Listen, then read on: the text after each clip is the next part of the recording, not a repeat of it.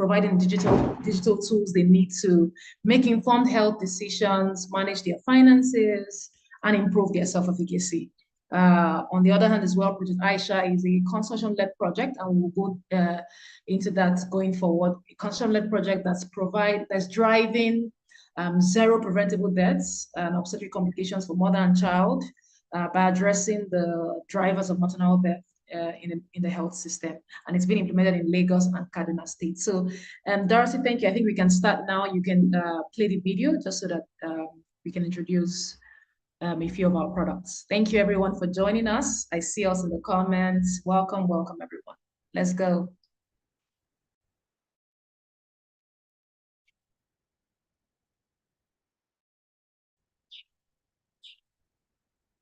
Hello, in this tutorial, I'll walk you through the sign-up process on NaviHealth. The first step is to enter navihealth.ai into your web browser. Next, click on the sign up button and find facility or healthcare provider. Input your details. You can use a registered phone number or email address of choice. But please note there isn't a registered phone number. It's compulsory. Make sure to create a strong password. Once you have done that, click on the finish button to be directed to input a 6-digit verification code. Get this code sent to your email or your phone number and click to verify the button to complete the sign-up process to get started on NaviHealth. Once the sign-up process is complete, search for a healthcare, search for a facility close to your location. Once you search for a facility, you can click to leave a review on that facility. Make sure your reviews are 100% authentic and original. Input a description.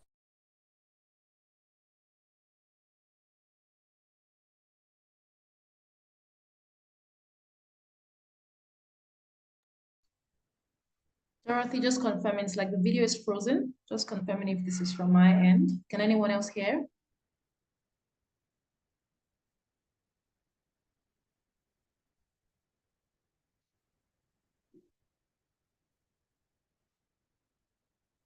No, we can't. It's frozen. Okay, all right, it's breaking. Okay, thank you. Okay, let's see. I think maybe we can just quickly switch so that apologies for technical glitches. Sometimes the network can be very funny. All right, so we're gonna switch so that we're able to do this.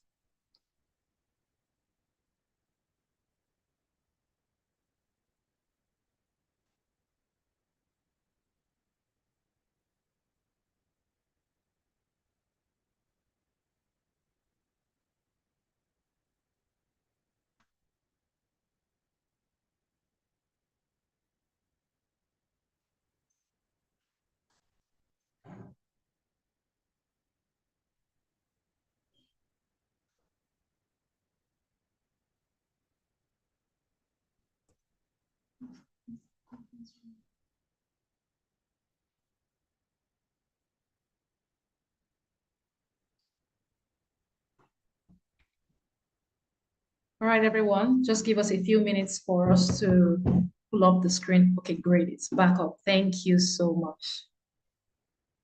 Okay.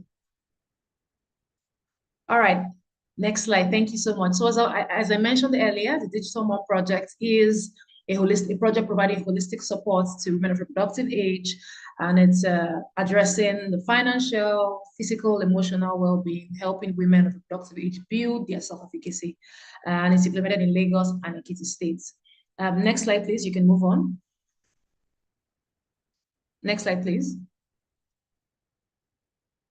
Awesome. So this is a snapshot of our participant learning sites across Lagos and Ekiti states, both public and private hospitals. Next slide, please. Awesome. Like I mentioned at the beginning of this session, this is a joint teleeducation session for the Digital Mom Project and Project Aisha, focused on hypertension in pregnancy, building the capabilities of healthcare workers who are present here from across different sectors, or from the public and private sectors of the health system.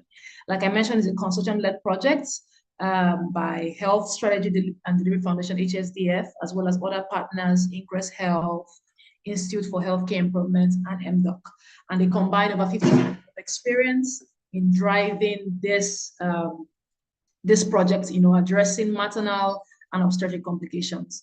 Our participant learning sites across Lagos and Kaduna State as well is on the screen. And I want to appreciate everyone who's joined us from the Project Aisha facility in today's meeting. Please signify in the chat if you're joining from Project Aisha. We welcome you and we thank you for joining. Next slide, please. All right, so it would be remiss of us not to take the time to acknowledge the many incredible subject matter experts who have over the, I would say, years, contributed to capability building and building the knowledge of our healthcare workers, over the years through their didactic presentations. We want to appreciate them. If any one of them is on the call, we recognize you, we celebrate you, and we thank you for contributing to knowledge. Next slide, please. So quick housekeeping rules. We'd just like to highlight that we leverage the ECHO model for our tele-education sessions. And so we'll be collecting information on your registration, your participation, your question and answers, primarily for data analysis and for driving improvement. So please be assured that your data will only be used by the authorized personnel. Also take note that this session is being recorded and we'll be sharing a version of the slides and the recording at the end of the session. Next slide, please. Thank you. So just to encourage every one of us, please have your cameras turned on. If you need to ask a question, please use the raise hand function. The facilitator will unmute you when you need to speak, and you can use the chat for questions that you may have, okay? But we encourage everyone, be a part of the session.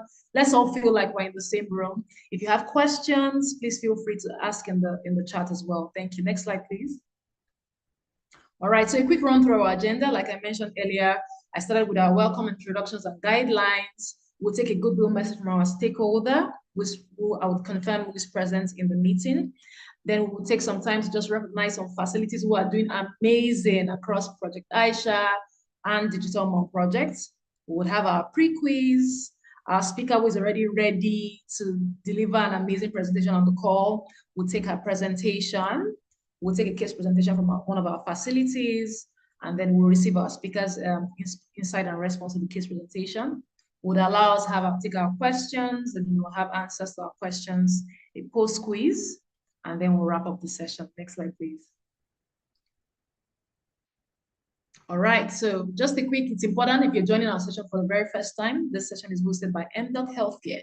And who is mDoc Healthcare? We're a digital health social enterprise that's providing end-to-end self-care guidance for persons either living with chronic diseases such as hypertension, diabetes, cancer, or persons living regular health needs with the self-care support that they need to live healthy and happier lives. So we are building people's efficacy, and we do this through a four-pronged approach. The first is our coach-led complete health platform, where people have access to coaching support. They can track and monitor their health metrics. They can receive personalized guidance and support to achieve their health goals on the Complete Health app.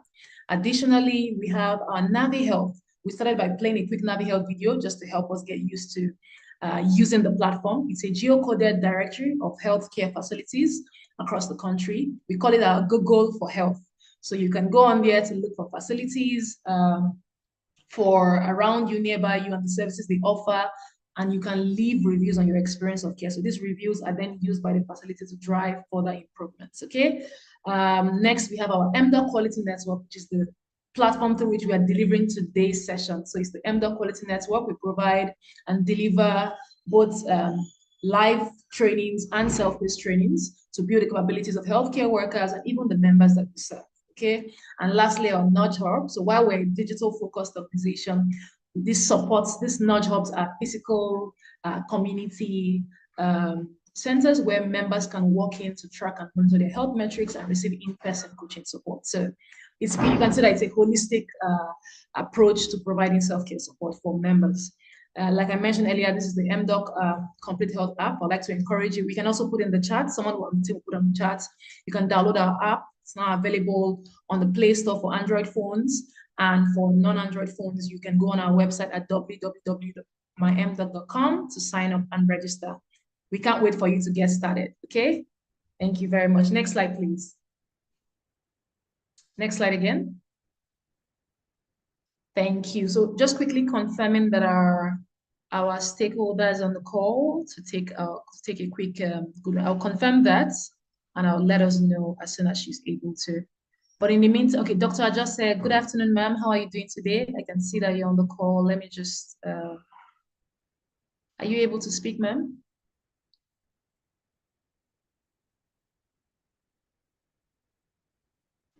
Hello, ma'am. Just confirming that you can hear me.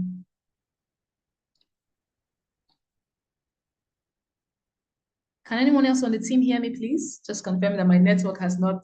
Good afternoon. Can you hear me? Awesome. Thank you, Dr. Jose. Good afternoon, ma'am. How are you doing today? Hello, ma'am.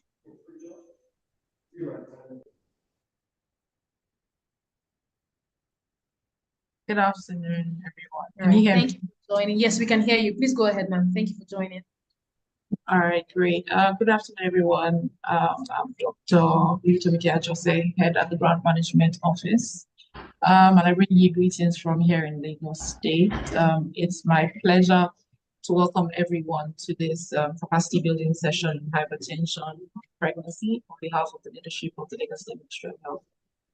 Basically, because hypertension in pregnancy continues to be a significant health concern. And so it's something that we feel it's critical and it's really important that we're tackling it. We're really hopeful that at least today's session will help, equip all of us with the latest knowledge and, basically strategies to help manage hypertension in pregnancy effectively. So I'd like to encourage everyone to actively participate, ask questions, and stress your facilitators as much as possible. Let's get as much knowledge out of them as possible. So thank you very much. I'd like to also extend the appreciation of the ministry to mDoc Healthcare for making this possible. It's really important to us to continue to build capacity within the state and actually across Nigeria as a whole, because we're trying to improve general healthcare, not just maternal health outcomes across Nigeria. So capacity building is really important to us here at the ministry. So thank you again. And I wish all of us a very productive and insightful session. Thank you. Thank you so much, Dr. Ajose. I expect to be seeing some claps in the chat box now. Thank you, Dr. Joseph, for your wonderful goodwill message, and thank you for bringing all the goodwill from Lagos State government. Thank you so much. All right, so thank you so much. So we'll move right into it. Like I mentioned earlier, we want to take the time to acknowledge. They say the reward for good work is more work, but it's also important to acknowledge facilities who are deliberate in their participation in the various projects. So on the project Aisha, we have Obin Medical Center doing so well with review generation. We want to really acknowledge them if they are present here. Please, I want to see us clapping for them, appreciating Obin Medical Center for doing the great work. I want to encourage other people. There's reward for good work also in your facilities. We're encouraging you to take ownership of the review, collection, and generation via Navi Health. This is important for driving improvement. So well done, Obin Medical Center. We celebrate you. The next slide, we would like to appreciate on the Digital Mom Project, both Lagos and Ekiti State. Songo PHC is doing really well with their review collection, with their participation in the capstone, and also with their data submission on a monthly basis. So well done, Songo. You'll be getting a reward. Well done. Thank you so much. Next slide, please, for Ekiti State. Yeah, PHC Olorunda, well done. Congratulations. Thank you for the great work. We acknowledge and celebrate you. So we'll get right into it. Next slide, please, for our pre-quiz. So this is the wonderful timeout that we take to just encourage everyone so we can measure our knowledge gain. Please don't be worried at all. Your responses are anonymous, so please just take the time to respond. There are not many questions at all. So we'll launch the poll now, and then we can start to take the pre-quiz. So please make sure that you take the pre-quiz. All right, is the pre-quiz up now? Just confirming.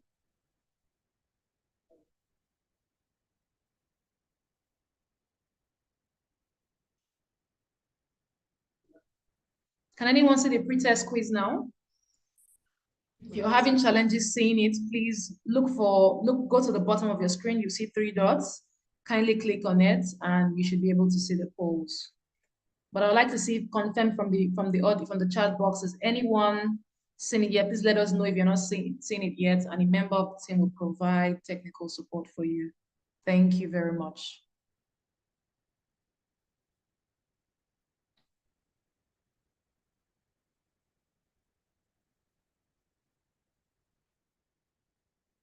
Okay, well done. Let's please keep our answers coming in. If you're present in today's meeting, please make sure that you take the pre-quiz and take the post-quiz as well. It's important for us to be able to track and measure knowledge gain. Don't worry, the data will not be analyzed, on an individual basis. So we just encourage you. And if you're joining this session, if more than one person is joining this session with your device, please come together and take the pre-quiz together. Well done. I see our answers are coming in already. Thank you so much, everyone.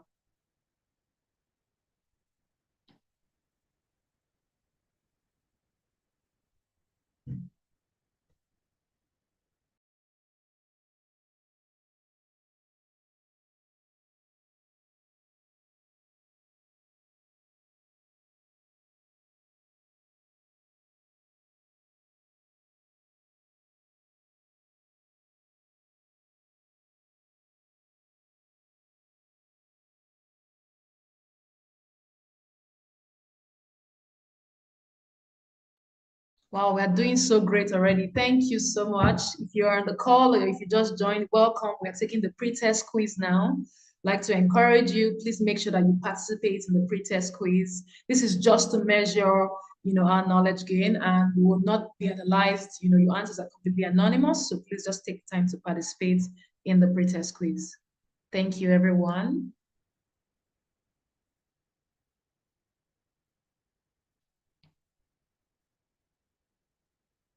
So someone has a question in the chat. A member of the team will be able to provide support regarding that, please.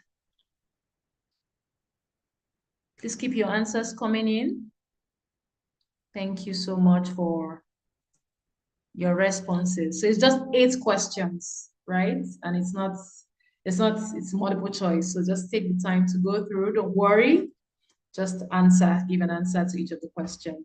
And you will see at the end of the session what the answers to each question is. So thank you for participating.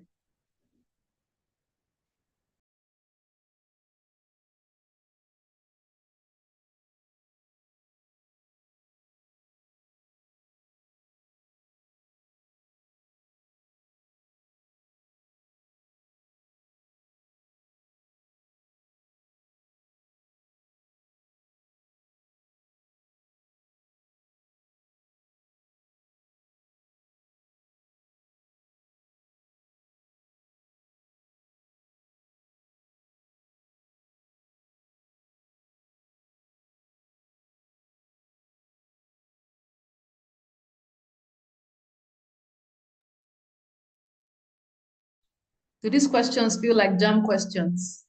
But thank you to everyone who's already responding.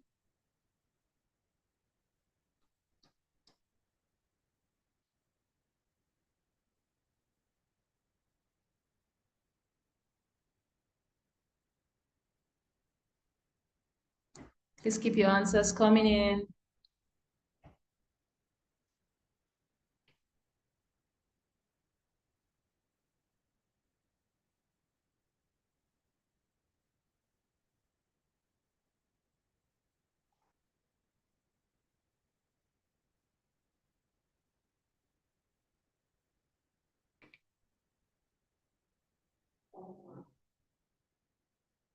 We're almost there. We have just a few minutes left on our pre-test quiz. So I'd like to encourage us, please keep your answers coming in before the bell goes off, as it were. Just make sure that you participate in the pre-test quiz.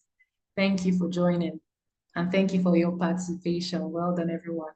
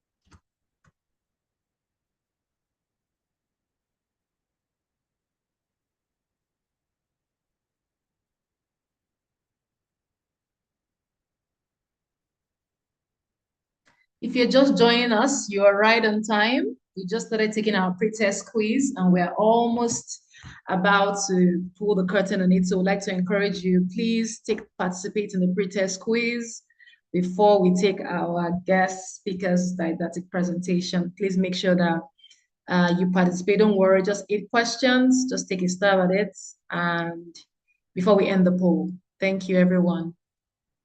So we have just a few minutes left to go, and we're waiting for a response from a few more persons as well. Thank you, everyone.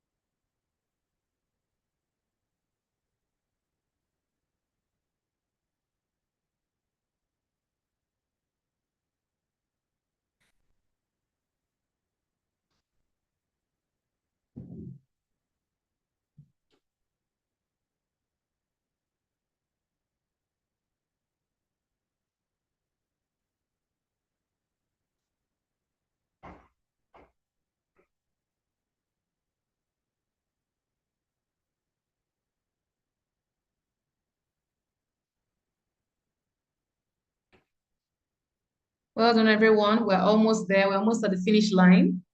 If you already submitted, thank you so much. Just give us a few minutes for others to complete theirs as well. Thank you for your patience. Please keep your answers coming in as well. Thank you, everyone.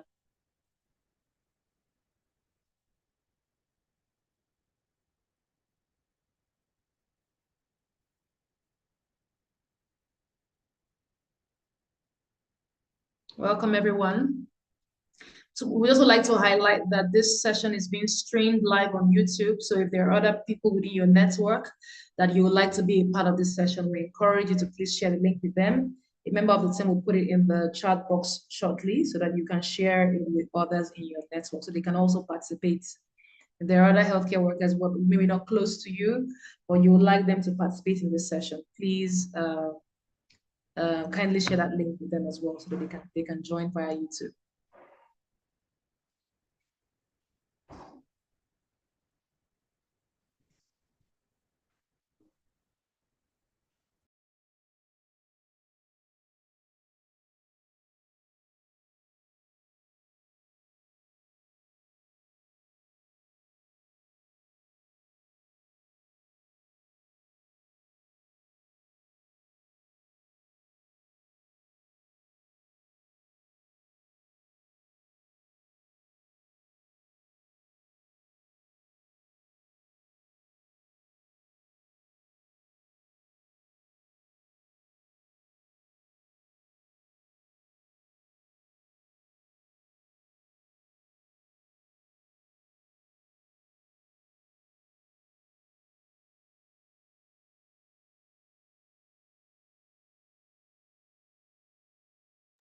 Okay, so we have 2 minutes to go. I'd like to encourage you, if you know you already started, we're giving you 2 minutes to round up so that we can bring the pre-test quiz to a close.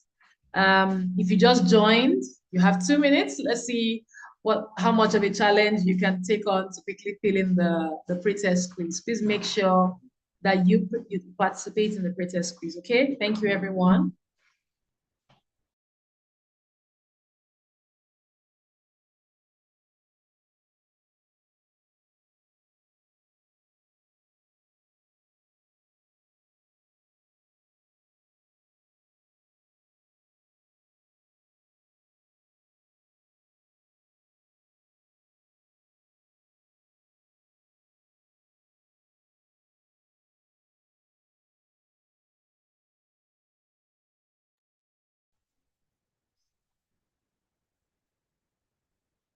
The bell is almost going off. Encouraging everyone who has already started, please complete the pre-test quiz so that we can complete this, we can end this segment. Thank you, everyone.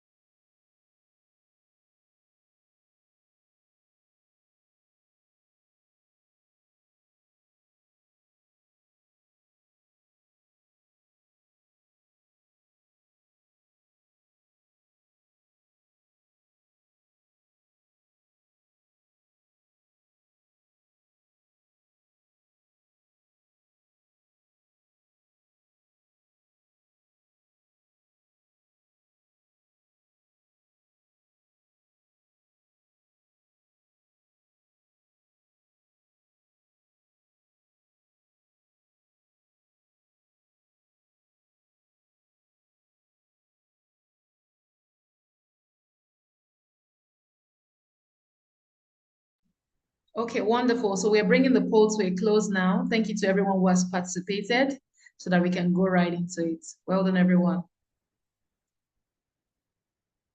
Okay, so we're going to go right into the next phase of our session today. And it's my pleasure to introduce to you our guest speaker today, Dr. Khadijah Hassan, the Deputy Medical Director, Maternal and Child Center, Itiosa, Aja, Lagos. She's a distinguished physician with over 2 decades of experience. So you know that you are in for value-loaded insights, seasoned, experienced insights today. She's also a fellow of the West African College of Surgeons and an esteemed obstetrics and gynecology consultant. Currently, she serves as the Deputy Medical Director and Head of the Department of Obstetrics and Gynecology at Maternal and Child Center, MCC, Itiosa, Lagos. So this is her forte. She's passionate about maternal, health, and so no better person to deliver this didactic presentation today. So I encourage you to be intentional about gleaning and soaking as much as you can, okay? She earned her MBBS from University College Hospital Ibadan approximately 26 years ago, and she's worked in private hospitals as well as completed a residency program at the University of Port Harcourt Teaching Hospital about 8 years ago. In addition to her medical qualifications, she holds a certificate in strategic health management from the Enterprise Development Center at Pan Atlantic University, Lagos. And she's also a QI mentor in Lagos State. So she's intentional about quality of care, right? Contributing significantly to the advancement of healthcare quality and management. Ladies and gentlemen, healthcare workers, doctors, nurses, everyone present in the call today, please make welcome our special guest, Dr. Khadijah Hassan. If you don't clap, she may change her mind, okay? So please celebrate and welcome her. Thank you so much, Dr. Hassan. Confirming that you are able to unmute and speak, please.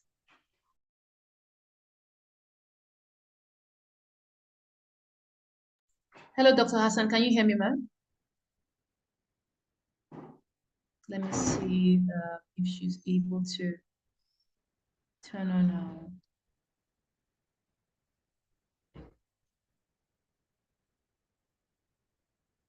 Thank you, everyone. Please keep the claps coming. Maybe it's the claps that's affecting Dr. Hassan's network. So let's, acknowledge and celebrate. I'm just confirming that she's able to speak or if she's having any technical glitches at the moment.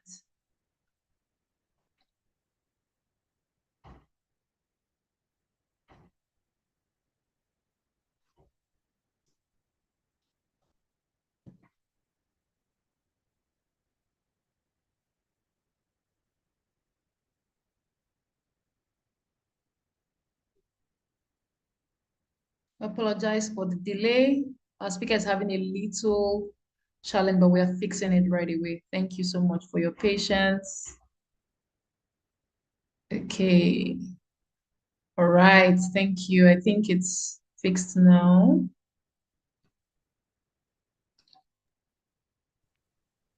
Dr. Hassan, can you confirm that you can hear me now?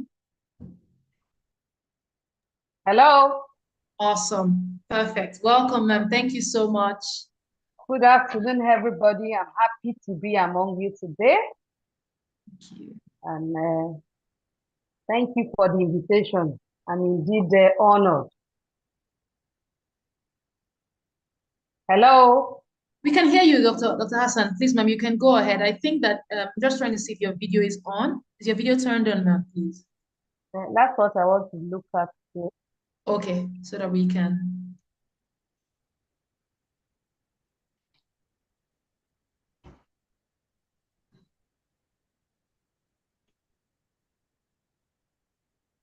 Yes, it's on. Okay, great.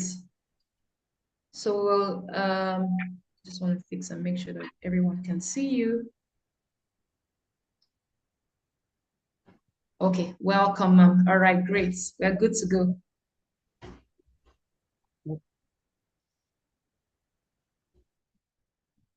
Hello, good afternoon, everybody.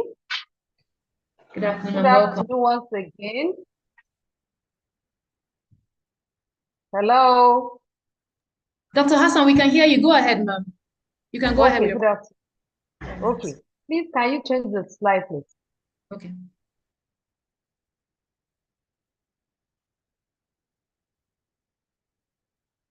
As a way of introducing the topic today, can everybody hear me? Loud and clear. Yeah. Okay, hypertensive disorder are the most common medical complication of pregnancy. It complicates about 10% of pregnancies. It is the leading cause of maternal and perinatal morbidity and mortality worldwide. And the rate is rising. Why? Why is the rate still rising? Because women are not marrying early, older women with more medical condition are getting married, obese women, older women, women are getting at their age at first pregnancy, 30-something, some even 40-something before their first pregnancy. And these women have already developed a chronic illness such as hypertension, obesity, and diabetes. The table below illustrates the definition of hypertension in pregnancy. Hypertension in pregnancy, it is when the blood pressure, that is the systolic blood pressure, is greater than or equal to 140 millimeters of mercury, and the diastolic pressure is 90 and above of millimeters of mercury. We have severe hypertension, that is when the blood pressure, the systolic blood pressure is greater than or equal to 160 millimeters of mercury, or the diastolic pressure is greater than or equal to 110 millimeters of mercury. And we have what we call a white coat effect, that sometimes we call white coat hypertension. The woman, while in the hospital, the blood pressure is greater than 40 over 90 millimeters of mercury. But while at home, or the blood pressure, then she's told that or she knew or she had a machine to check her blood pressure at home, and it's less than 135 over 85 millimeters of mercury. We should note that blood pressure, before you diagnose a woman as being hypertensive, for instance, if a woman visits an hospital today, you just maybe in the morning you check the blood pressure was 140 over 90 millimeters of mercury. You just don't say the woman, especially if the woman is well aware and knows that you haven't been hypertensive before. So what you need to do is that, okay, you give another 30 minutes, check again. Then in another 30 minutes to check again, or in another 1 hour, because you know it's a visit. So we now find the average of the second and the third reading. And if it is equal or greater than 140 over 90 millimeters of mercury, then you say the woman is hypertensive. Please, next slide. So how do we classify hypertension disorder in pregnancy? We have one, predating the pregnancy. That is, the woman is already hypertensive. Like I said in one of the slides, that we have women today who are already have a chronic illness like essential hypertension before they even get pregnant. So these account for about 1 to 3% of our population. Then we have a woman with gestational hypertension. This was the first time the woman is being noticed to have hypertension in pregnancy, and they account for about 5 to 6% of the population. Then we have an entity we call pre-eclampsia and eclampsia, which account for 2 to 8% of. Then we have others, such as somebody that had renal disease, somebody that had glomerulonephritis and has a chronic renal disease. So these are others. Those are the ones that have, or they have other endocrine disease that predispose them to having hypertension. Next slide, please. Hello, next slide. So how do we classify hypertension in pregnancy? We have the mild hypertension. The blood pressure is between 140, that is the systolic blood pressure is between 140 and 149 millimeters of mercury. We have moderate hypertension, diastolic blood pressure, that is systolic blood pressure between 150 to 159, and diastolic between 100 to 109. Then we have the severe hypertension. We have the systolic blood pressure greater than 160 and the diastolic pressure of greater than 110 millimeters of mercury. Next slide, please. So how do we manage gestational hypertension? Like I said, the woman is just being diagnosed for the first time in the index pregnancy. She's been normotensive, she had never been told. So this woman had gestational hypertension. Depending on the degree of hypertension, what you do, the management depends on the degree of hypertension. Like, do you admit? For a mild hypertension, no, you won't admit. For moderate one, no, you won't admit. But for severe, a woman that is having severe hypertension, like we said, 160, greater than 160 over 110, or then you need to admit this woman. So this woman will need admission. Then, do you treat? Yes, every form of hypertension in pregnancy you need to treat, whether mild, moderate, or severe, you need to treat. Especially when the woman has not been known to have hypertension before the index pregnancy. So what do you do in the treatment? For mild, usually we will first say, okay, let's see a dietitian, see sometimes because the woman come with 140, 90, you say, okay, let's observe, give a sedative, the woman goes home, you give a short appointment and the woman comes back. You recheck again, you might come back and it might be a white collar hypertension. So immediately you just don't start treatment in mild hypertension. But in moderate hypertension, you have to start with oral drugs. Usually we give oral alpha-methyl-dopa or labetalol for them. So if it's less than, the diastolic is less than 80, or so it's oral drug. But a woman with severe hypertension, you might need to give a parenteral drug. That is, you give through intravenous line so that you control the hypertension. Because if a woman has 160 over 110, then the woman, if you don't do anything about it, the woman can have what we call a stroke. So what do you do then? How do you monitor? You measure the blood pressure. If it is a mild hypertension, not less than once in every week. So the woman is the one you need to give a short appointment to, so that you know whether you need to add drug in addition to whatever sedation and whatever you have done in the initial time.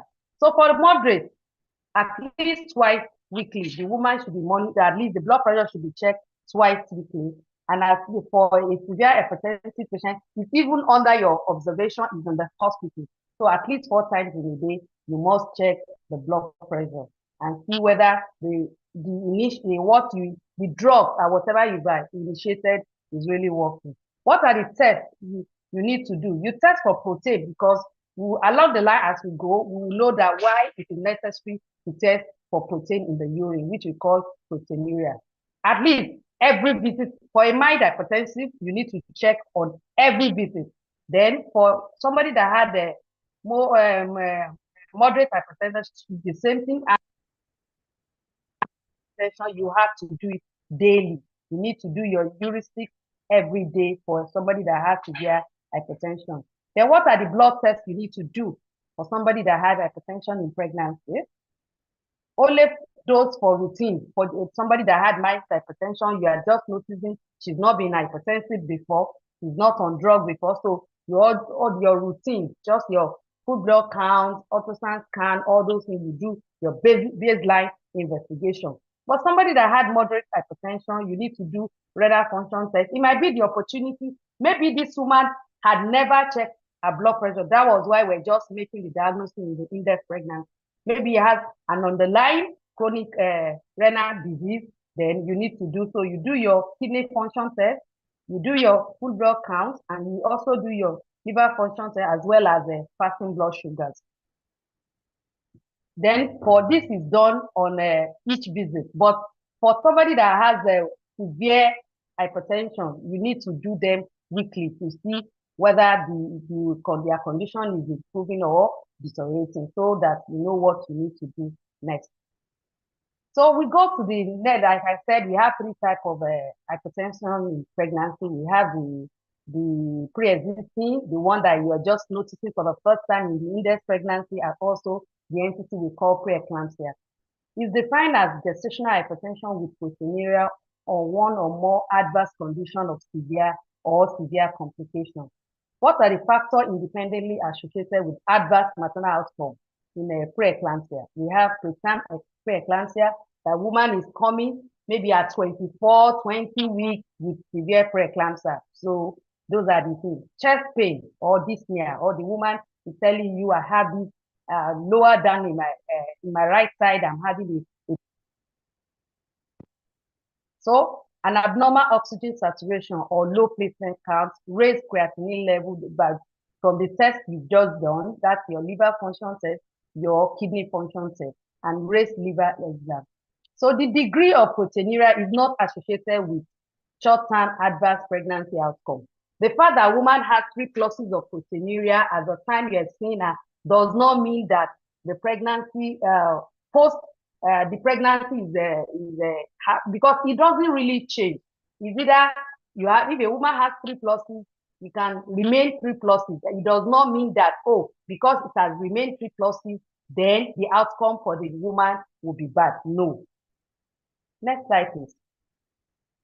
How do we make the diagnosis of hypertension in pregnancy? Any of these concurrent with new onset of hypertension at 20 weeks of pregnancy or beyond is enough to establish either preeclampsia or even absence.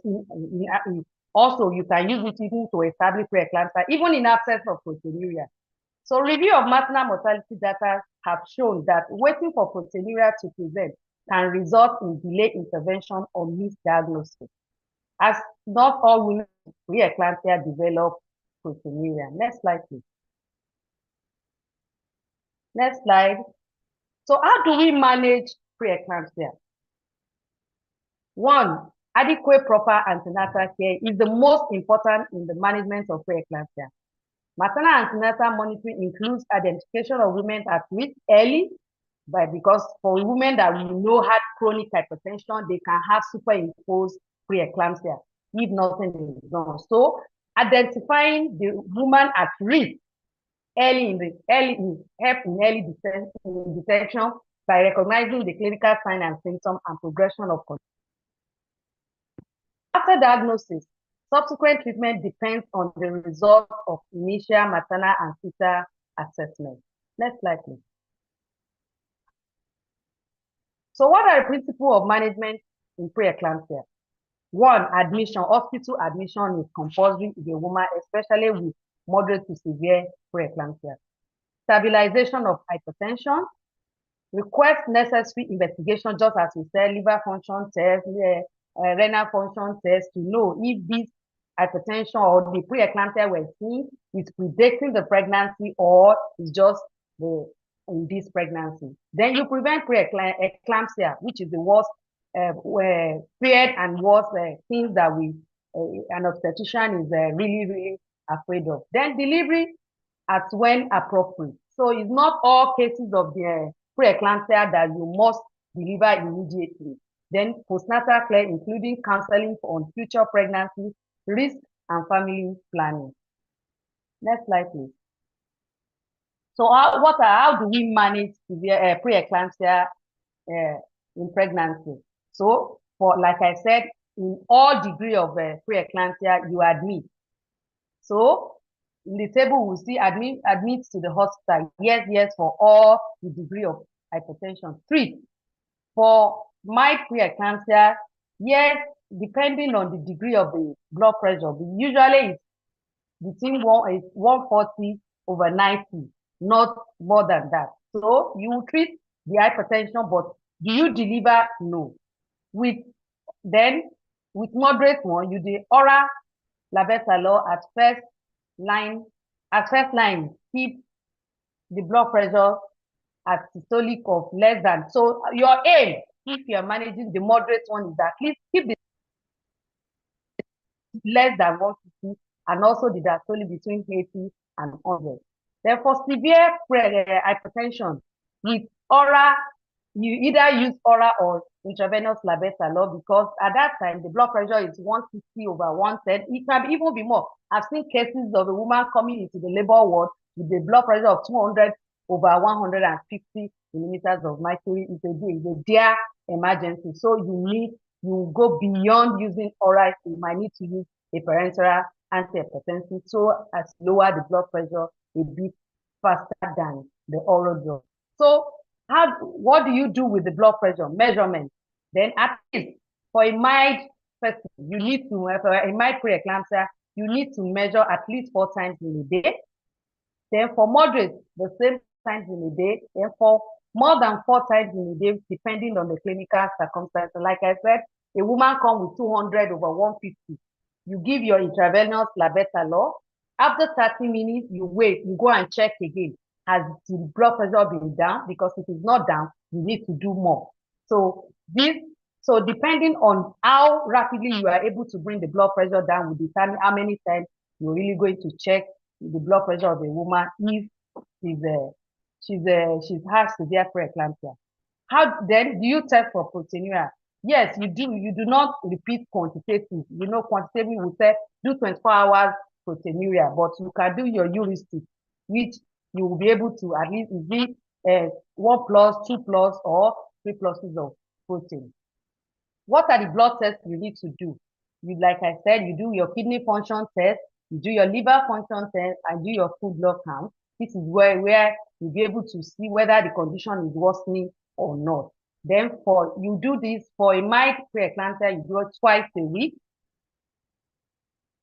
You do 3 times a week, and also for severe preeclampsia. Next slide, please.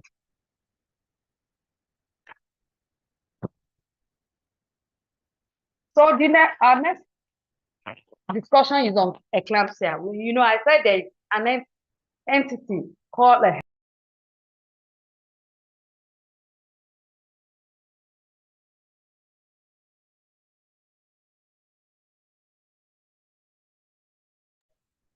Hello, Dr. Hassan. I think there's a bit of a lag in the network. Just confirm, can anyone else hear me? Yes, Lisa, I can hear you. I think Dr. Hassan has dropped off. Okay, so let's quickly try and fix that. Dr. Uche, just confirming, could you please continue with the slides pending when she's able to join back, just so that we can manage our time effectively.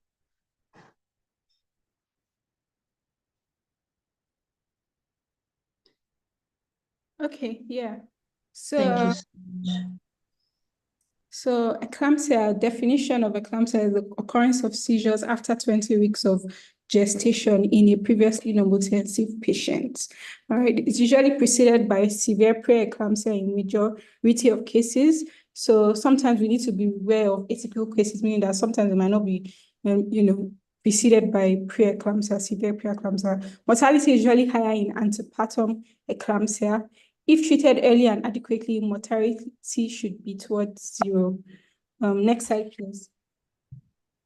So these are the principles of management of eclampsia. Firstly, you need to maintain airway, breathing, and circulation.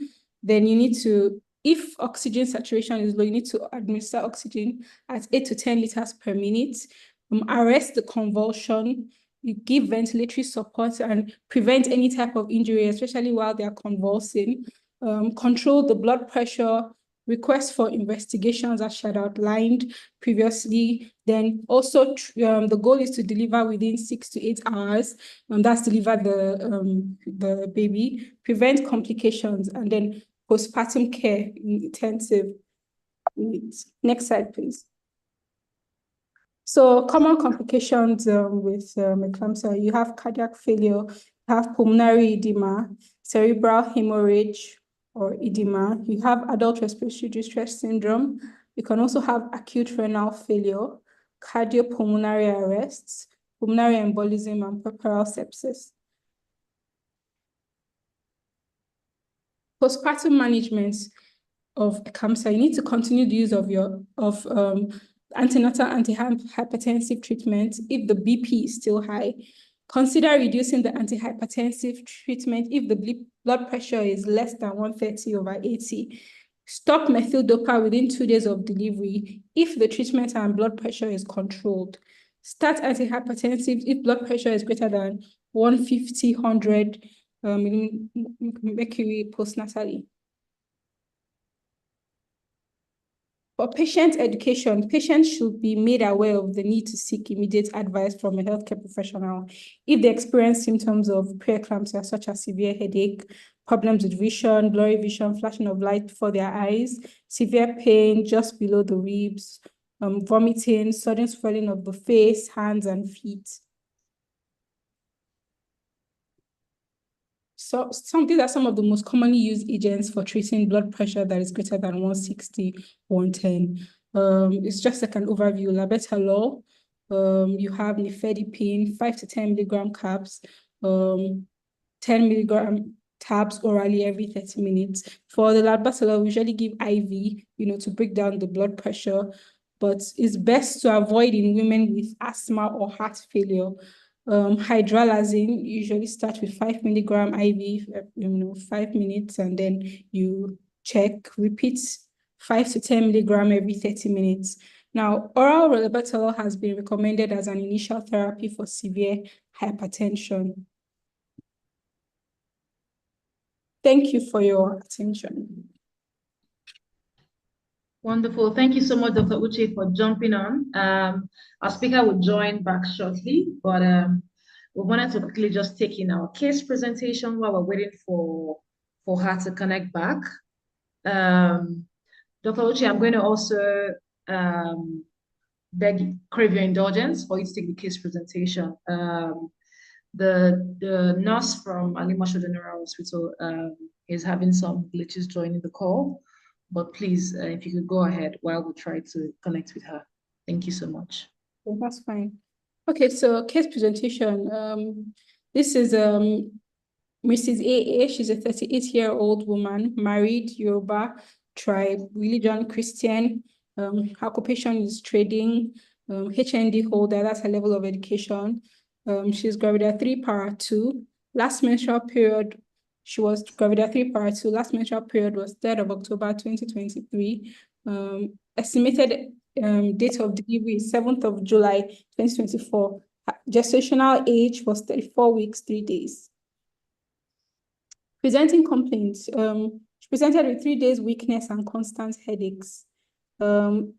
She was seen at the clinic with a history of 3 days weakness and constant headaches. Vitals were checked. Blood pressure was 180/120. Pulse was 102 beats per minute. Respiratory rate was 22. Temperature was 36.5 degrees Celsius. She was sent immediately to be reviewed by the doctor. Past medical history was, insignificant. No significant past surgery history. O&G history, gravida 3 para 2, as said before. No allergies.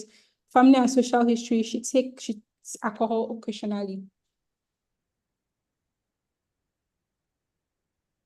So on general examination, lab results, PCB was 36%, HIV status is negative, hepatitis B was also negative, blood group was O positive, her ALA was normal, urinalysis negative, I believe they were trying to say her EUCR was normal, genotype AA. Systemic examination, vital signs were done, blood pressure on presentation 180, 120. These are a repeat of the presenting vitals. So on examination findings, she was afebrile, not pale, cyanosed, anicteric, and not dehydrated. On abdominal examination, she was found to be a graviditress with a longitudinal light cephalic presentation with fetal heart rate of 138 beats per minute. Diagnosis was hypertension in pregnancy.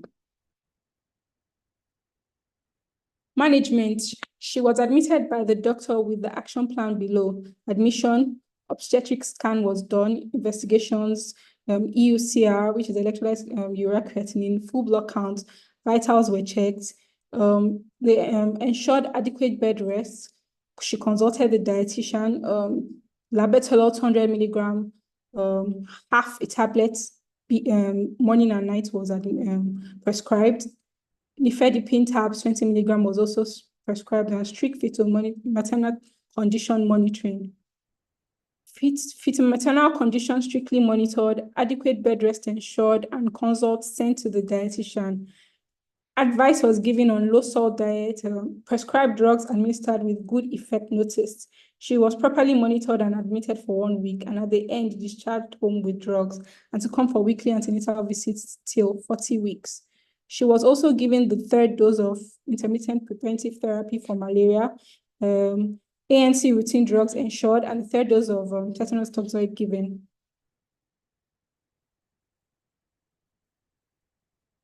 So this is a continuation of her management. At 40 weeks, she was admitted for induction of labor and cervical ripening with good effect seen. She was encouraged to continue labor, encouraged to maintain a left lateral position, pantograph opened and maintained.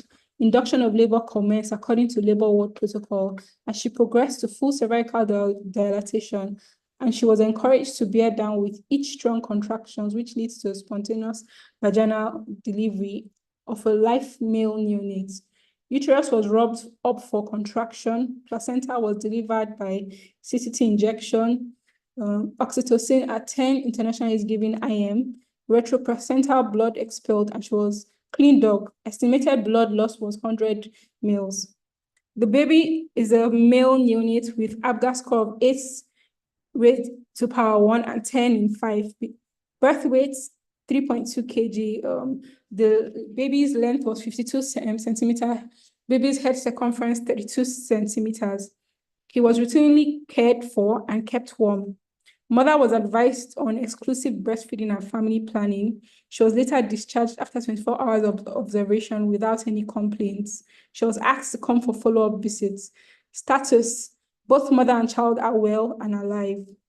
Update so far: baby was brought for immunization. Thank you very much, Dr. Uche.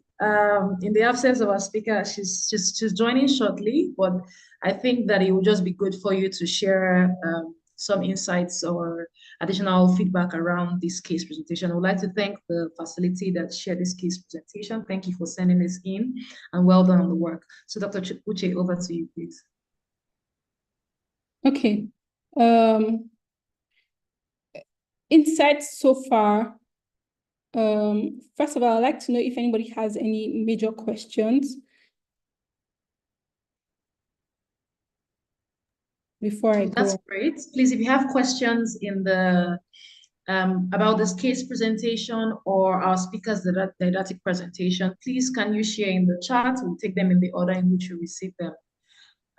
Just so that Dr. Uche is on hand to provide that support. So please share your questions. Let's get the conversation, flowing and ongoing. It's a practical one that we experience in our facility. So how can we learn?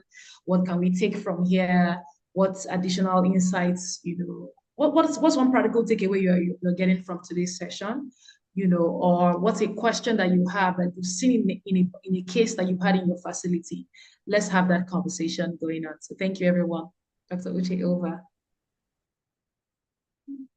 Okay. So just like in the case presentation, this is a very significant topic because it's one of the leading causes of maternal morbidity. This particular case, 40 weeks, delivered, she came in presented with severe hypertension at over 160, 180, 120. Just like the presentation, she was administered, antihypertensives, labetalol, tab. What I found interesting was tabs. What we're used to was IV labetalol, using it to lower severe hypertension. But what I do find interesting is tabs, labetalol also, doing the same work of reducing blood pressure in severe hypertension. So far so good.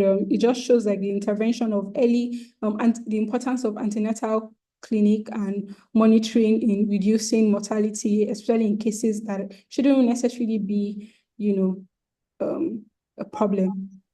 Hello. Wonderful. Thank you so much, Dr. Uche. And thank you, Dr. Hassan. Thank you for joining back. Apologies for the technical glitches. I know that sometimes our networks can be very funny. Well, welcome back. We're just taking the case presentation, and Dr. Uche was providing. Hello. Can you hear me, Dr. Hassan? Am I audible? Very audible, loud and clear. Can you hear me? Yes, I can hear you. Okay, great. So I was just Yes, explaining. I can hear you.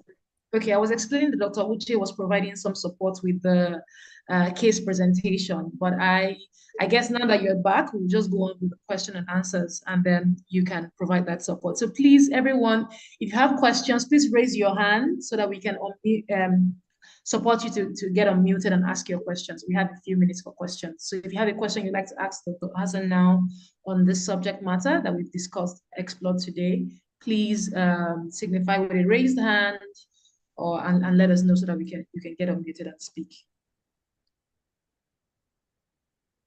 I'm waiting for the questions. So this should be a hot. Okay, I have a question.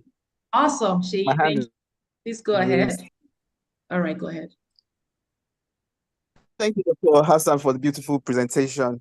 So I think my question will be around the connection between pre-eclampsia and IUGR, which is intrauterine growth restriction. I think we need to maybe just hammer on it for some of the people or some of us that are not medical people and don't really know the implication of preeclampsia or just gestational hypertension. Thank you, Shay. Dr. Hello. Hassan? Okay, great. We can hear you now. Go ahead, please. Yes. Please, I can't hear the question, please. Okay, Shay, please can you retake your question so that Dr. Hassan can. Hello. Yes. Hello, Dr. Hassan, can you hear me? I can hear you clearly, Shay, and I can hear you, Dr. Hassan. Yes. Dr. Please, Hassan, what's the question, please? Okay. Okay, my question was the link or the connection between preeclampsia and intrauterine growth restriction. Did you hear me? Okay. Yes, I can hear you clearly now. All right. So I was just saying, maybe you could, stress a little bit on that for the people thank that you are very much. non-medical. When you have hypertension, there's what we call maternal blood. There is a connection between mother and the baby, which is the placenta, which is the umbilical cord. What we notice with women with pre-eclampsia, eclampsia, or hypertensive disorder in pregnancy is that the arteries are narrower, so the baby is not getting enough. And if the baby is not getting enough, or you have the shunting, a bit of, it's just natural.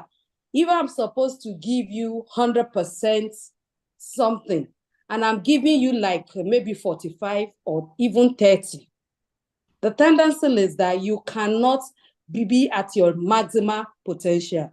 So if a woman had hypertension, for instance, a chronic hypertension that is not well controlled, or a woman had hypertension, stayed at home.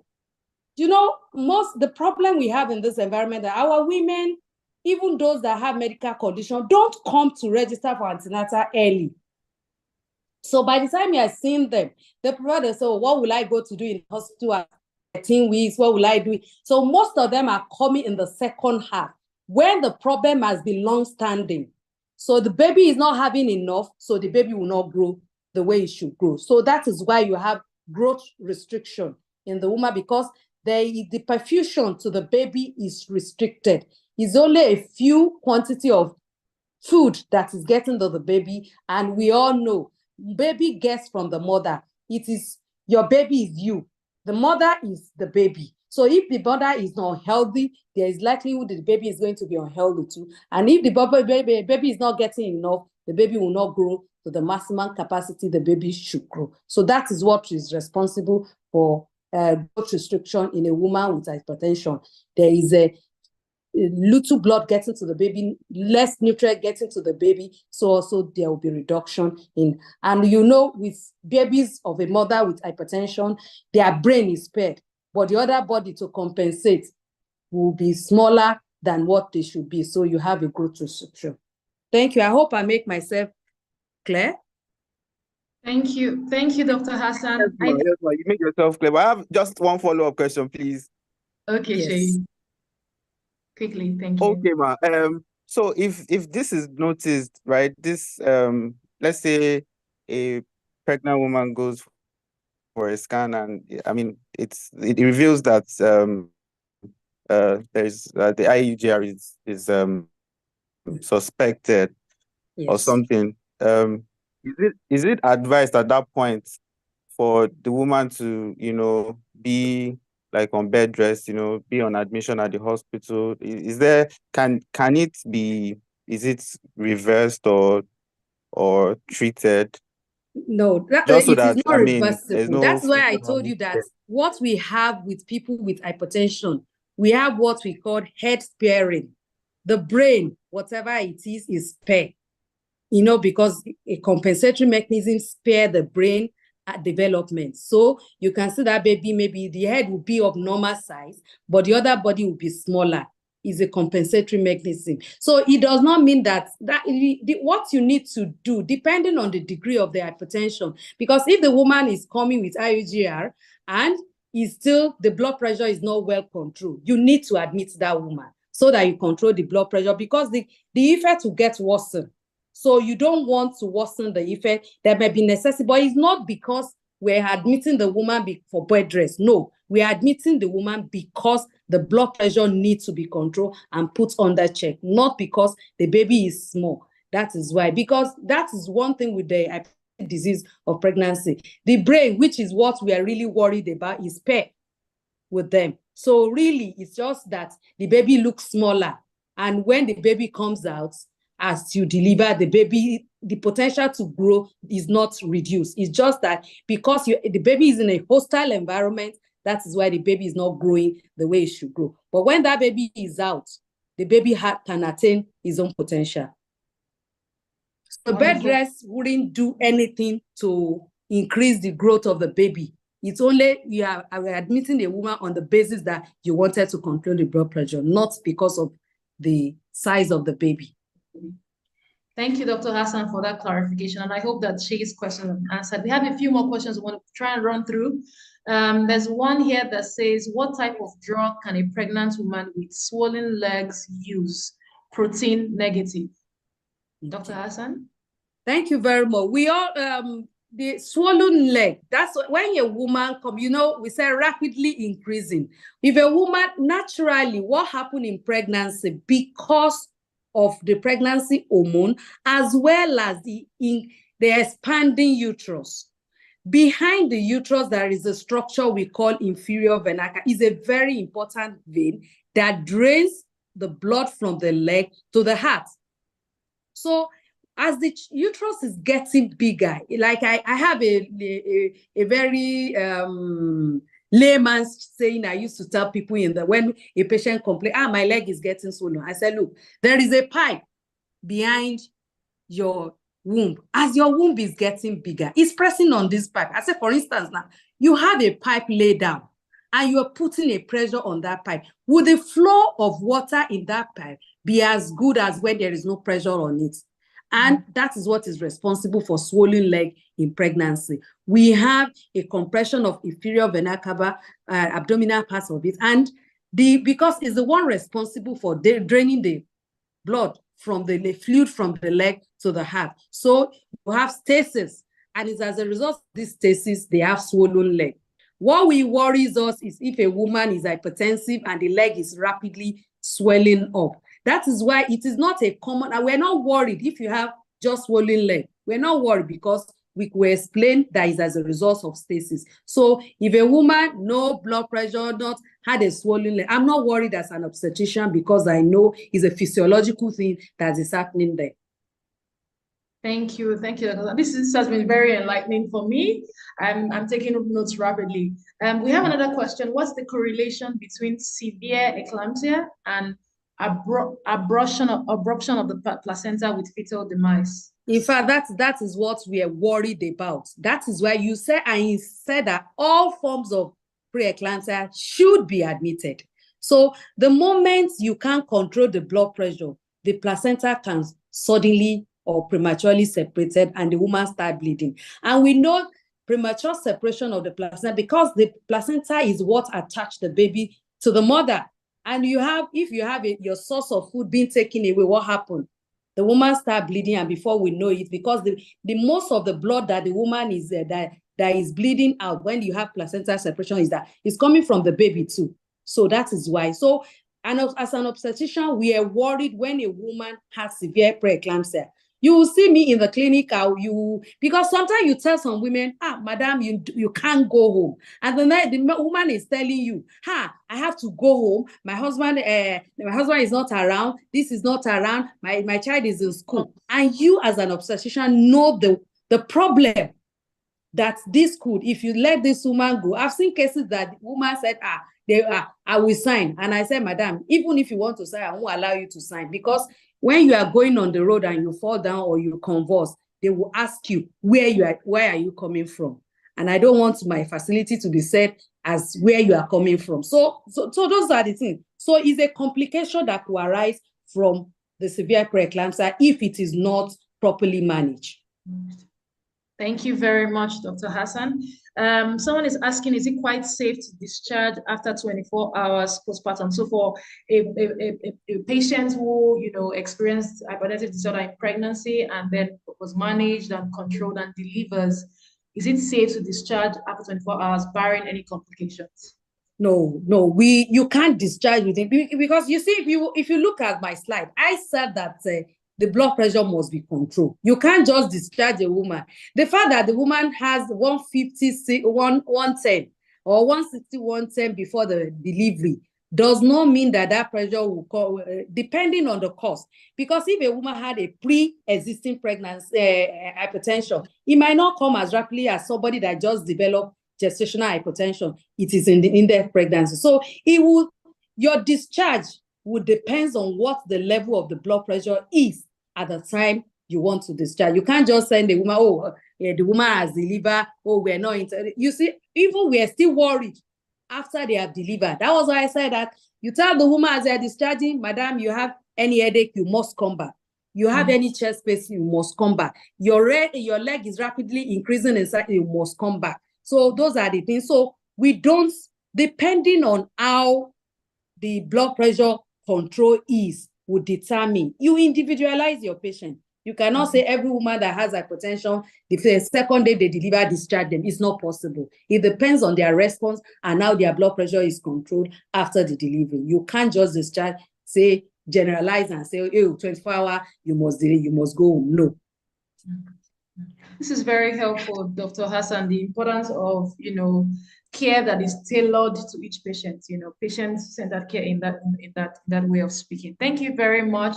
And I want to appreciate everyone who has contributed, who has sent in their questions, those who verbalized their questions, those who put it in the chat. Thank you so much for making our conversation very robust and exciting. And if you were clapping when Dr. Hassan dropped off, now that she's back, you should be clapping now to thank her for a wonderful presentation. It was excellent and very insightful. We're going to go swiftly to our post-test quiz. Now that we've gotten this information, we've learned, we've understood, about management, treatment options for hypertension in pregnancy. I expect that everyone, will have a few time taking the post-test quiz. We're going to launch it right away, and we can take the post-test quiz. If you're having any challenges seeing it on your screen, please let us know. Members of our team will be on hand to provide technical support for you. Thank you, everyone. I expect to see us rushing the answers now because, it's easier for us now that we've listened to the wonderful presentation. Okay. And if you took the pre-test quiz, please make sure you take the post-test quiz. It's important that we're able to measure the pre and the post for knowledge gain. Okay. Thank you very much, everyone.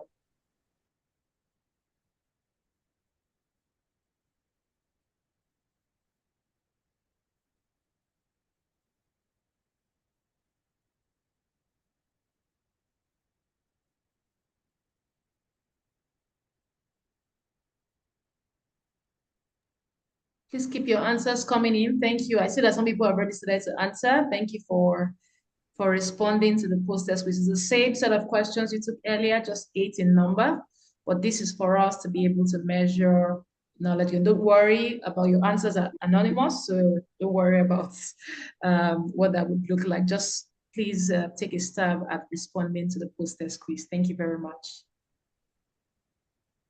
Okay, someone is having challenges seeing the post-test quiz. Team, please can we kindly support in the chat? But if you look at the bottom of your screen, you should see 3 dots, and you should be able to find the poll.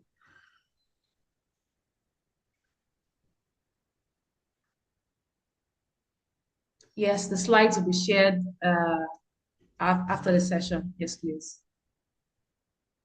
Thank you. Please keep your answers coming in. I expect to see our answers, more answers coming in. Thank you to everyone who is responding already. Please keep it coming. We're almost at the end of the session. Okay, thank you for your contribution, for your patience, for your participation. Thank you for making the time to build capability and build your capacity. This will go a long way in improving the quality of our care across board. So thank you, everyone. We really appreciate you. Keep your answers coming in.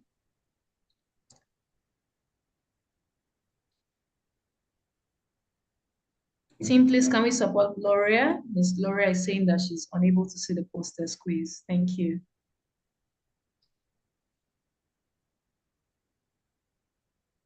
If you're just joining back, maybe network bumped you up, apologies. Welcome back. We're taking our post-test quiz now. We're rounding up the session. Please be a part, participate, take the post-test quiz, particularly if you took the pre-test quiz. It's very important that we're able to track and measure our knowledge gain from this session. Our speaker has done an amazing job with a didactic presentation, and we would like to be able to measure that. So please participate and take the post-test quiz. Thank you very much, everyone. Welcome back to everyone who's just joining, who had some technical glitches. Please be a part of the post-test. Thank you so much.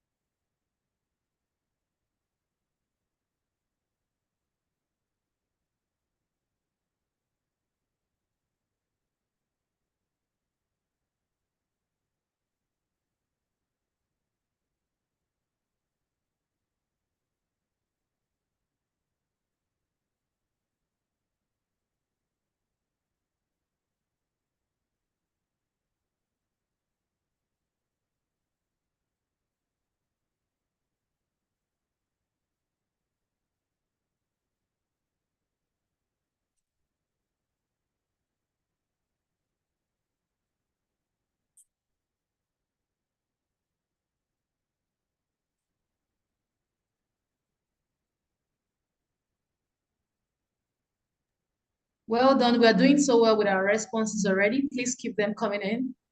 We're almost done. We're running off shortly, but I want as many persons as took the pre-test quiz to also take the post-test quiz. We want to make sure that everyone's responses comes in. So please kindly participate and take the post-test quiz. Thank you so much. Keep them coming in. All right.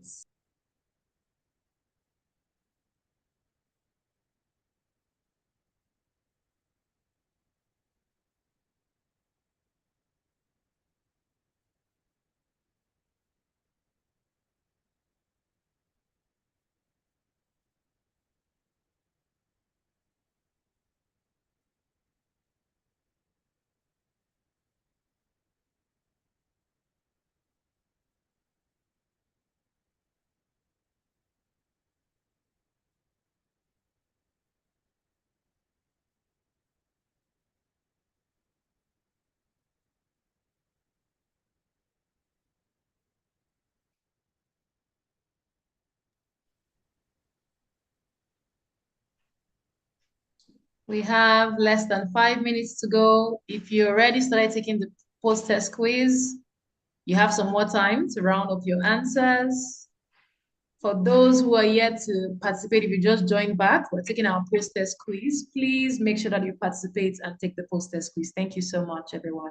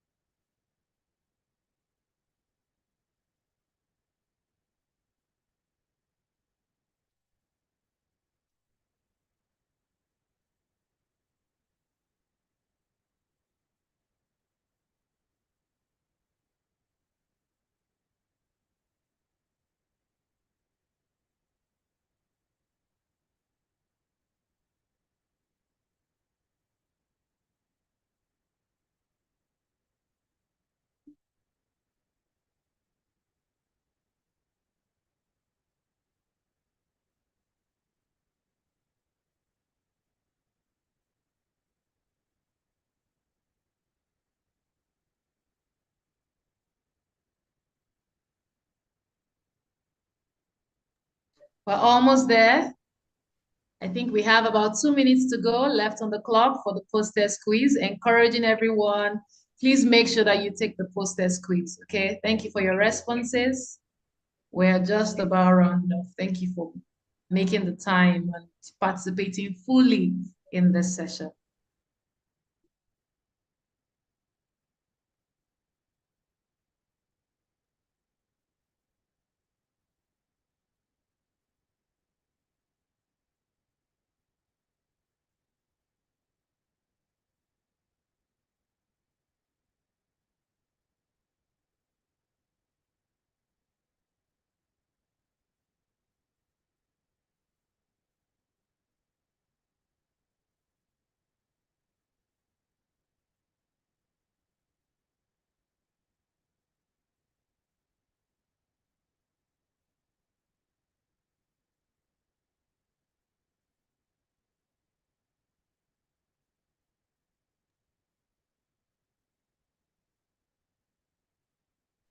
We're waiting for our last batch of respondents to send in their responses. The train is about to move, so if you've already started taking the test, we're waiting for you to round up so that we can end this segment. Thank you so much, everyone. I truly, truly appreciate our responses so far, our feedback, our questions, our pre and post-test responses as well. This is highly appreciated.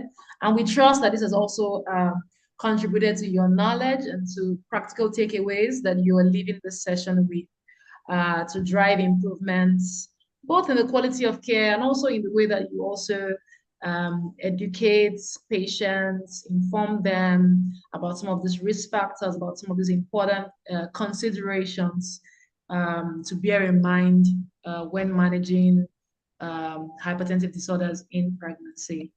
We want to work working together to ensure that the outcomes are changing. Yes, so, encouraging every one of us to leave this session with practical ways that we want to contribute to the outcomes in the end. Okay, so well done, everyone.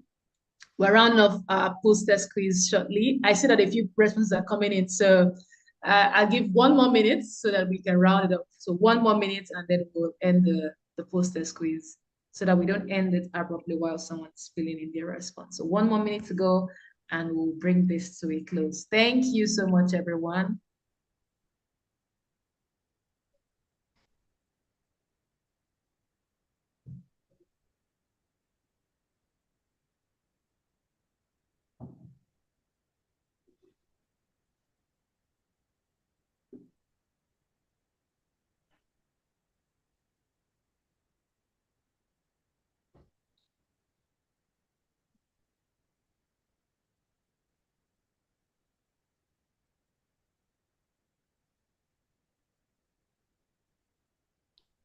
Okay, we will bring this poll to a close now, and then we will take the answers to the questions. Dr. Hassan, just confirming that you're still on the call.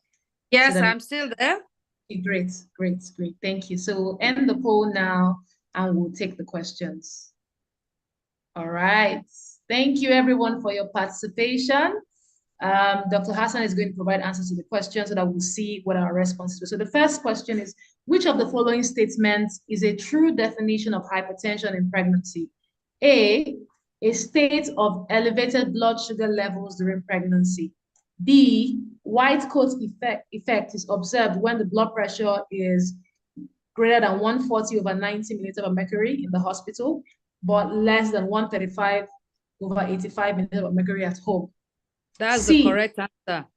All right, we don't even have to go for the rest of the options. Thank you, Dr. Hassan. So the correct answer is white coat effect, like she explained during the session, is observed when the blood pressure reading at home is lower than what it is in the hospital. So, and this is a true definition of hypertension in pregnancy. Number 2, what are the classifications of hypertension in pregnancy? A, mild hypertension, systolic blood pressure, diastolic blood pressure, and severe hypertension. B, mild hypertension, moderate hypertension, and severe hypertension. C, pre-eclampsia, eclampsia, mild hypertension, and moderate hypertension. D, mild hypertension, moderate hypertension, severe hypertension, and gestational hypertension. This felt like a tongue twister. Dr. Hassan, what's the correct answer to number 2? The B, mild hypertension, moderate hypertension, and severe hypertension. That is the correct answer. Wonderful, thank you. So if we listen to her session, we saw that she's particularly highlighted. She even had a table, breaking down what the treatment options for these 3 classifications were. So I hope that has helped someone today. Number 3, which of the following is not needed in postpartum management of pre-eclampsia, eclampsia? A, continue the use of antenatal antihypertensive treatment if BP is still high. B, consider reducing the antihypertensive treatment if the blood pressure is less than 130/80. C, start mefidopa between 2 days of delivery if on the treatment and the blood pressure is controlled. D, start antihypertensive if the blood pressure is greater than 150/100 milliliters of mercury postnatally. Remember, the question is, which of the following is not needed in the postpartum management of preeclampsia? So it's the C. Is the C. Yes, because in postpartum management, it is to stop, not to start. So this felt like a bit of a trick question, but I hope that it didn't trip too many people up. Well done, everyone. Question 4, in educating patients on hypertensive disorders in pregnancy, because it's a very important part of your care. If you recall, Dr. Hassan during her presentation talked a lot about how she would advise the patients, oh, you can't do this, so it's important that educating patients is a core element of our care for hypertension in pregnancy. So in educating patients on hypertensive disorders in pregnancy, patients are advised to present to the hospital when they experience the following symptoms, except A, severe headache, B, problems with vision, such as blurring or flashing before the eyes, C, severe chest pain just below the ribs, and D, fetal movement at night. Dr. Hassan? The answer is D. D, so fetal movement at night is not a reason to present at the hospital. Number 5, oral labetalol has been recommended as an initial therapy for severe hypertension in the following cases. A, true. B, false. C, true, but only for first pregnancies. D, only when combined with IV. What's the correct answer? The answer is true. The answer is true. So yes, it has been recommended as an initial therapy for severe hypertension. We have a few more questions to go. Number 6, the following are principles of managing eclampsia. A, maintain airway, breathing, and circulation. B, arrest convulsion. C, delivery within 6 hours. D, all of the above. All of the above. Awesome. Remember when Dr. Uche jumped on this, she mentioned the list of principles of managing eclampsia. I think there were about 8 or 9 of them. So this had to be all of the above. And then the second to the last question, number 7, all of these are factors independently associated with adverse maternal outcome in preeclampsia, except A, preterm preeclampsia, B, chest pain, dyspnea, C, abnormal oxygen saturation, and D, elevated iron levels. What's the correct answer? D. Elevated iron levels is the correct answer. So it's not a factor associated with adverse maternal outcome in preeclampsia. And then to the last question, which of the following statements is an accurate definition of eclampsia? A, the occurrence of seizures after 30 weeks of gestation in a previously pneumotensive patient. B, a state of consistent blood pressure reading of 110/70 milliliters of mercury and below. C, the occurrence of diastolic blood pressure between 90 to 99 milliliters of mercury or lower with systolic blood pressure 140 to 149 during pregnancy. And D, none of the above. What's the None of the above. So you can see that this felt like a bit of another trick question. The correct answer is actually none. I'm sure the people, because they say after 30 weeks, that's yes, many people would have quickly gone to pick that one because the correct answer is 20 weeks, not after 30 weeks. So I felt like it might have been a bit of a trick question there, but well done to everyone for contributing, for participating, for trying. I'm sure that it has helped your knowledge and that you've learned something from this session. So the statement that is an accurate definition of eclampsia is none of the above. It's actually the occurrence of seizures after 20 weeks of gestation in a previously pneumotensive patient. So thank you so much, everyone. We've come to the end of this, and thank you so much, Dr. Hassan, for your very simplistic yet very profound teaching. For those of us who are not even doctors, it was easy to follow along. Thank you so much. So we'll take a quick reaction survey, and then we'll take it from there. Let's launch that. We would like to see your experience of this session and what are the ways we can improve. Thank you so much, everyone. Just 5 questions, and you're just selecting. So please, would like to encourage everyone to participate in the survey as well. Thank you. All right, our answers are coming in quickly. This wouldn't take time at all, and we'll round it off.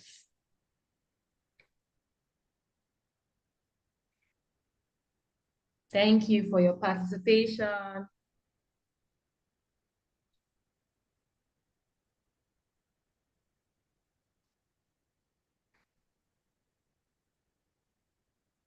All right, more than half of us have already sent in our survey responses. Let's keep it coming. We're almost there.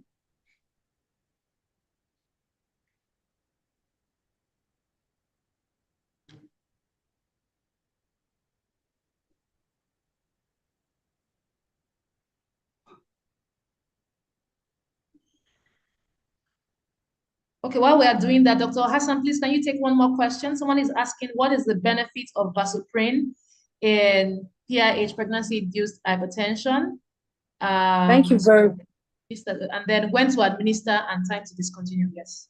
While we're taking thank you very much. Vasopressin, it has been, studies have shown that if you start it early in the pregnancy, maybe like 12, 13 weeks, that because we said you have vasoconstriction, and vasoconstriction leads to, I don't want to blow so much grammar. There's some substance in the blood that causes, as the blood vessel gets narrower, they release some substances which also impair it causes more narrowing. And we have found out that a woman that is placed on vasopressin did not have these effects of these vasoactive substances are reduced in them. And what is also noted is that it makes it, because if you have a narrow tube and it's easy to form clots, it's easier, which means the placenta bed will be filled with blood because they are narrower because of the blood pressure in the mother. So if your vasopressin has to make the blood more liquefied so that you don't have clot formation, as well as you can have enough blood supply to the baby. Then, like I said, we can start as early as 12 to, but we usually stop because we also know vasopressin, because it's like an anticoagulant, making the blood fluid. So if we don't want to give it, it's a non-steroidal anti-inflammatory, but it has the effect of making the person that takes it bleed a bit. So by the time a woman is 36 weeks, we stop. Because if it's going to deliver by herself, you don't want to have excessive bleeding after delivery. Also, if you want to do cesarean section for this woman, you don't want to also have excessive bleeding. So you stop at 36 weeks so that you have ample time for body to recover their clotting factors so that they can have, you won't have excessive bleeding during the course of either cesarean section or post-delivery. Thank you so much, Dr. Hassan. It seems like we're enjoying it. We don't want to go home, right? Because I have one more question here. What is the best method of delivery for a patient with pre-eclampsia? Dr. Hassan, that's our last question. That's our last question. What's Depending the best? Depending on the severity. For mild pre-eclampsia, you can do cervical ripening and induction of labor and the woman deliver. In as much there is no other obstetric problem associated, just that the woman has mild pre-eclampsia and they can achieve vaginal delivery. You can induce them and they achieve vaginal delivery. But usually, if somebody has moderate pre-eclampsia and is maybe in the advanced state of labor, maybe the woman is about 8 centimeters, the cervical dilatation is about they can still achieve vaginal delivery. But with severe pre-eclampsia, because you want to as much as prevent eclampsia as much as possible. So and now the woman comes to the clinic, is diagnosed of severe pre-eclampsia, not that she's in labor or she's about to deliver. The management is emergency cesarean section, not even elective, is emergency cesarean section. You need to bring that baby out as soon as possible. Wonderful. Thank you so much, Dr. Hassan. We have to close now. Any other questions or comments? Please stay tuned to our pages, and we'll be able to continue the conversation after today. But we'll quickly just move on to just share a bit more about how you can stay tuned to all the progress updates around our work. Next slide, please, and how you can follow us. Next slide, please. Awesome. So just also highlighting, please, if there are other topics you'd like us to follow, you'd like us to address, please put the suggestions in the chat and we will take those into consideration. So please follow us on our social media platforms, Facebook, Instagram, Twitter, YouTube as well. We're live streaming this session via YouTube and LinkedIn. So stay tuned to all the amazing, wonderful work and sessions that we're pioneering and conducting over here at mDoc Healthcare. Next slide, please. Highlighting once again that Navi Health remains a wonderful tool for driving improvements on quality of care in our facilities. So we'd like to encourage you, go on the platform navihealth.ai to leave reviews on your experience of care, also encourage patients in your facilities to actually leave reviews on their experience of care. Next slide, please.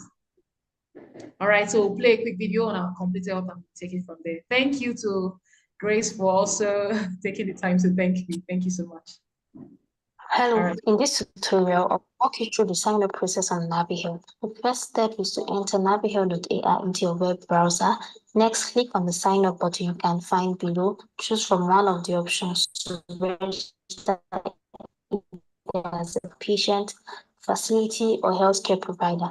Input your details. You can use a registered phone number or email address of choice. But please note that using a registered phone number is compulsory. Make sure to create a strong password. Once you have done that, click on the Finish button to be redirected into the 6-digit verification code. Get this code sent to your email or your phone number and click to verify the button to complete sign-up process to get started on NaviHealth.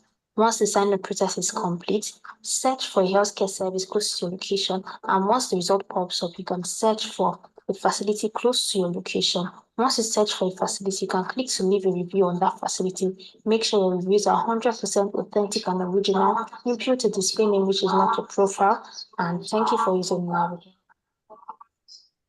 Wonderful. Thank you so much.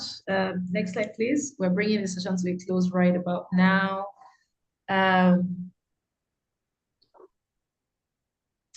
Yes, so a big thank you to everyone. First of all, I'd like to thank our speaker, Dr. Hassan. Thank you so much, ma'am, for your kind and very excellently delivered presentation. Thank you for taking the time to put this together. And we understand the technical glitches that happened, but thank you for coming back and for providing support for the questions, Q&A session, as well as just supporting the amazing work that we're doing here. We want to really, really appreciate you.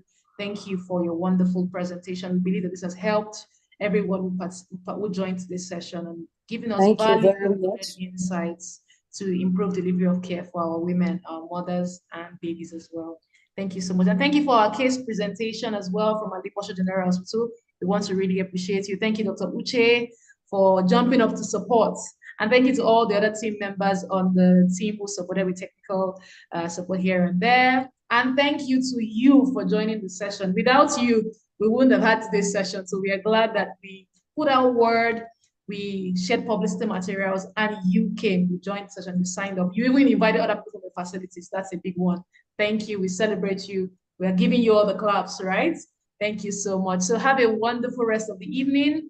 So we'll come your way next time with another session. We'd like to encourage you to keep up the good work, driving improved care and improved maternal outcomes for our women and babies in all our states of implementation across the different projects represented here today.